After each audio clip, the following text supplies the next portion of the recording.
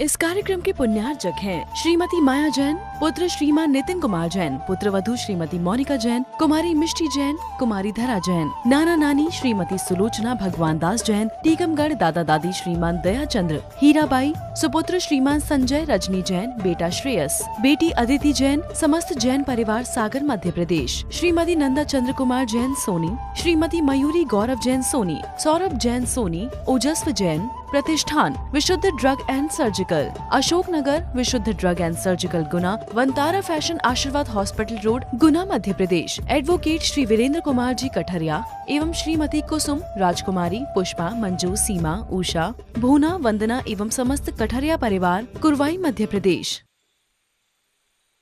विगत पिछले दिनों से 12 भावनाओं पर सुन रहे हैं। एक एक भावनाओं को हमने आत्मसात करने का प्रयास किया। भावना भावनाशनी होती है तो दूसरी भावना भाव विकासनी भी होती है। आचार्यों ने कहा है यद भावते तद भवति। व्यक्ति अपने जीवन में जैसा सोचता है वैसा उसका जीवन बनने लगता है। अभ्यास और भावनाओं का योग जब व्यक्ति के जीवन में बनता है तदनुरूप उसका जीवन ढलने लगता है, दिखाई देने लगता है। आप कभी ने बचपन में देखा होगा एक खेल दिखाने वाला व्यक्ति पतले तार पर कैसे चल लेता है। कभी कल्पना की? ये अभ्यास उसका, ये उसकी अंदर की अंतरंग का विश्वास, यही विश्वास और अभ्यास उसको तार पर चलाने के लिए अभिषिक्त करता है। संत कहते हैं हमारा जीवन भी जहां अभ्यास और भावनाएं जुड़ जाती हैं तो हम भी जटिल से जटिल कार्य को पूर्ण करने में समर्थ हो जाते हैं। 2 दिन पहले मैंने कहा था एक सच्चा धर्मात्मा, एक सच्चे धर्मात्मा के भीतर 2 प्रकार की शक्तियां होती हैं जो हमेशा रहती हैं। एक ज्ञान की शक्ति, दूसरी वैराग्य की शक्ति। सम्यक दृष्टिर्भवति नियतम ज्ञानम वैराग्य शक्ति। एक धर्मात्मा के अंदर हमेशा 2 शक्तियां विद्यमान रहती हैं, एक वैराग्य की शक्ति, दूसरी ज्ञान की शक्ति। संत कहते हैं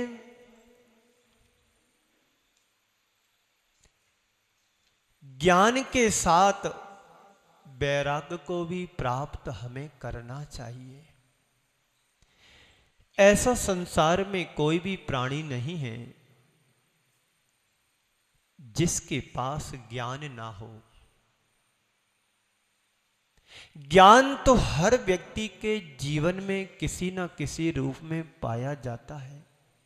एक अनक्षर व्यक्ति भी है, उसके जीवन में कोई ना कोई ज्ञान अवश्य होता है।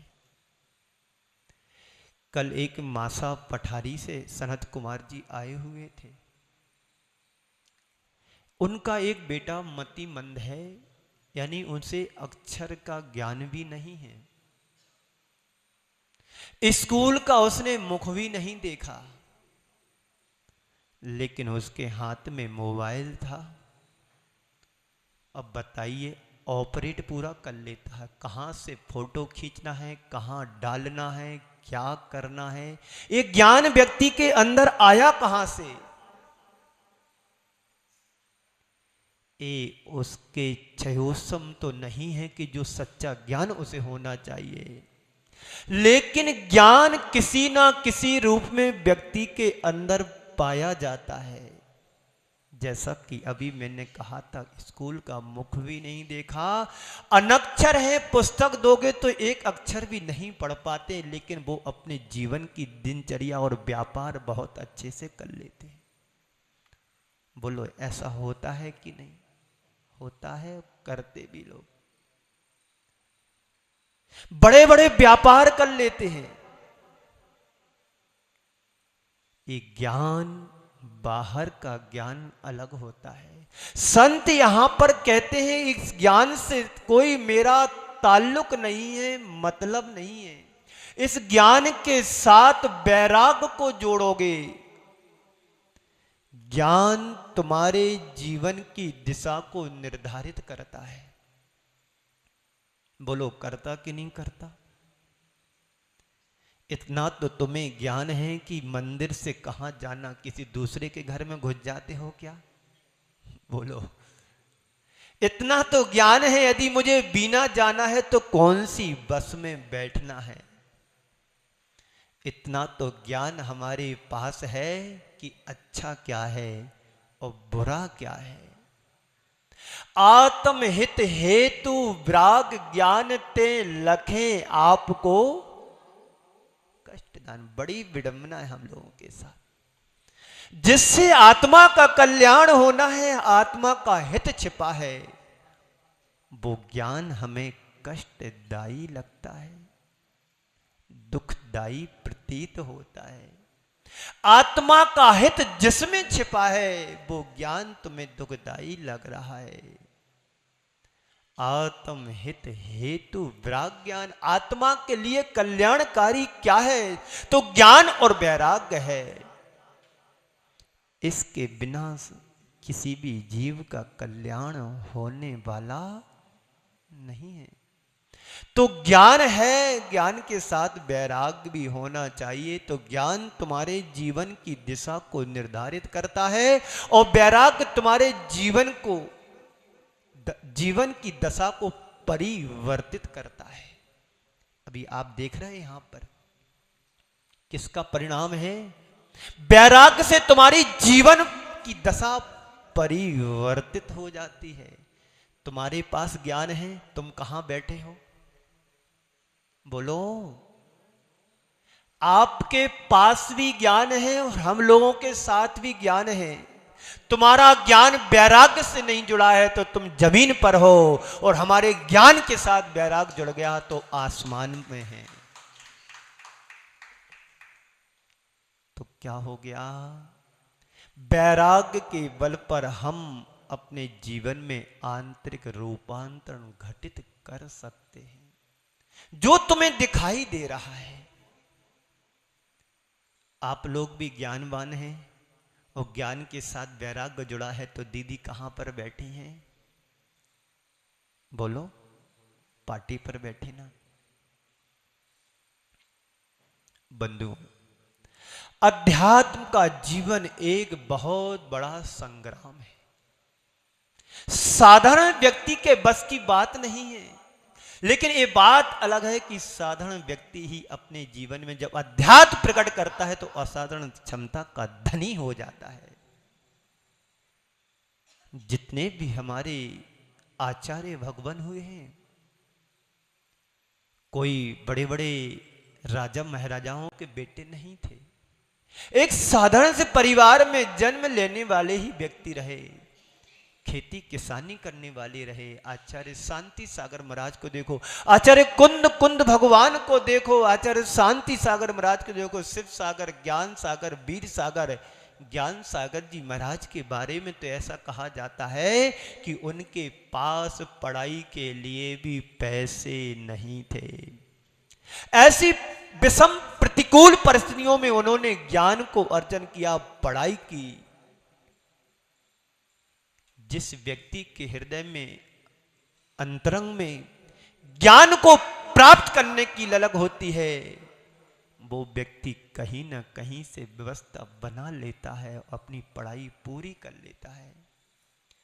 ज्ञान सागर जी महाराज का पहले का नाम था भूरामल जी नाम था।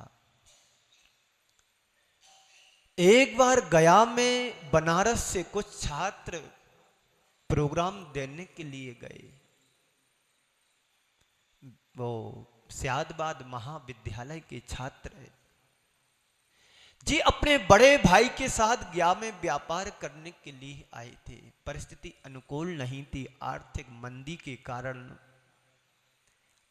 राजस्थान से चलकर के गया झारखंड पहुंचे।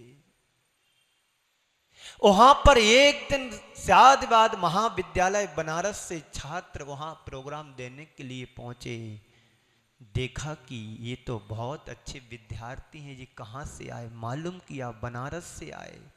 हमें भी वहां पढ़ने के लिए जाना, और जबकि व्यवस्था नहीं है पढ़ाई के लिए पैसे की। उस जमाने में जब 150 रुपए में बहुत बड़ी पढ़ाई हो जाती थी। गए वो अपने पिताजी भाई से आज्ञा लेकर के, पिताजी थे नहीं। भाई ने कहा कि ठीक जाओ, पर मेरे पास पढ़ाई के लिए व्यवस्था नहीं है, मैं आपकी व्यवस्था नहीं। उन्होंने कही मुझे पैसे की जरूरत नहीं, हमें तुम्हारी आज्ञा की जरूरत है। लेकिन अंदर तो ज्ञान का सागर लहलहा रहा था। बनारस गए, प्रखर बुद्धि के कारण उन्होंने ज्ञान अध्ययन किया, लेकिन कभी संस्था पर भार बनकर के नहीं रहे।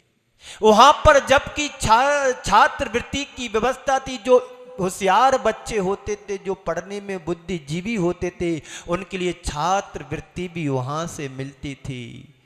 पर ज्ञान सागर नहीं, भूरामल जी ने संस्था पर भार नहीं बने। उन्होंने गंगा के घाट पर बैठ जाकर के गमछा बेचे। उस पैसे की, उस मेहनत की पैसे से अपनी फीस को पे किया, उस पैसे से पढ़ाई की। आजकल के बच्चे कैसे होते हैं? बोलो, आप लोगों को अनुभव है ना, आप पढ़ाते हैं बच्चों को। लेकिन ज्ञान सागर के अंदर ज्ञान भरा था। उन्होंने अपने ज्ञान के बल पर गमछा बेच करके फीस भरी और पढ़ाई की। वही आगे चल करके पंडित भूरामल के नाम से विख्यात हुए। शिव सागर, वीर सागर के संग में जाकर के उन्होंने मुनिराजों को ब्रह्मचारी अवस्था में पठन पाठन कराया। लेकिन ज्ञान के साथ उनके पास वैराग्य की पुट थी, और बिना वैराग्य के ज्ञान के लिए कहा गया है, ज्ञानहीन क्रियाएं अर्थहीन होती हैं, और वैराग्य शून्य ज्ञान निरर्थक होता है, उसका कोई अर्थ नहीं होता है। ज्ञान सबके पास है, ऐसा यहां पर कोई भी व्यक्ति नहीं है कि जो उसके पास ज्ञान ना हो। इतना तो ज्ञान सबके पास है कि अच्छा क्या है और बुरा क्या है। एक व्यक्ति को गर्मी लग रही है तो कहां जाएगा? वो छाया में जाएगा, जहां पर पंखा चल रहा होगा वहां पर बैठेगा, जहां पर कूलर की हवा आ रही होगी वहां सबसे पहले बैठेगा, भले पीछे बैठना हो। इतना ज्ञान तो है। तो सम्यक दृष्टिर भवति नियतम ज्ञान वैराग्य शक्ति। तो सच्चे धर्मात्मा के पास हमेशा दो तरह की शक्तियां होती हैं, एक ज्ञान की शक्ति, दूसरी वैराग्य की शक्ति। ज्ञान मूलक आचरण ही तुम्हारे जीवन का कल्याण करने वाला होता है, हो सकता है। इसलिए संत कहते हैं तुम आत्मज्ञान को प्राप्त करो, और आत्मज्ञान के साथ साथ तुम्हारा वैराग्य भी होना चाहिए।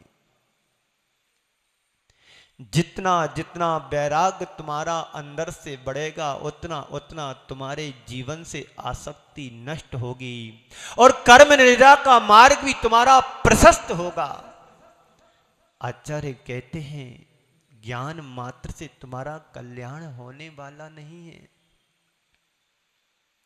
लेकिन तुम अपनी आत्मा का उत्थान करना चाहते हो, कल्याण करना चाहते हो, कर्मों की निर्जरा करना चाहते हो,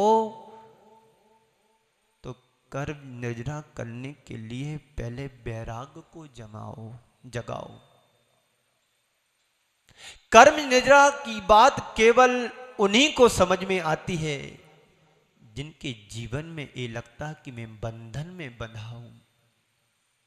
बंधन में बंधने वाला व्यक्ति कर्म निर्जरा करने की बात को सोचता है, प्रयास करता है, लेकिन संसार में ऐसे बहुत से लोग हैं, संसार में जी रहे हैं, लेकिन उनको ये पता नहीं कि मेरे ऊपर भी कोई बंधन है।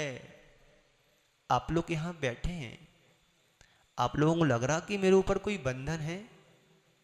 बोलो, नहीं लग रहा ना? क्यों? आप संसार में जी रहे हो पर आपको ये बंधन महसूस नहीं हो रहा कि मैं किसी बंधन से बंधा हूं। पर संत कहते हैं हर व्यक्ति बंधन से बंधा है, कर्मों के बंधन से जकड़ा है। और जिस दिन तुम कर्मों के बंधन को समझ लोगे तो उस दिन ये प्रयास करोगी मुझे निर्बंध होना है। निर्बंध होने की वही सोच सकता है जिसको संसार का बंधन दिखाई देता है। अभी तो हम बंधन में ही आनंद मना रहे हैं, भले वो तुम्हारे जीवन का द्वंद्व चल रहा हो, आत्मा के साथ, परिवार के साथ, शरीर के साथ, जीवन के साथ द्वंद्व चल रहा हो, पर आनंद तो उसी में आ रहा है।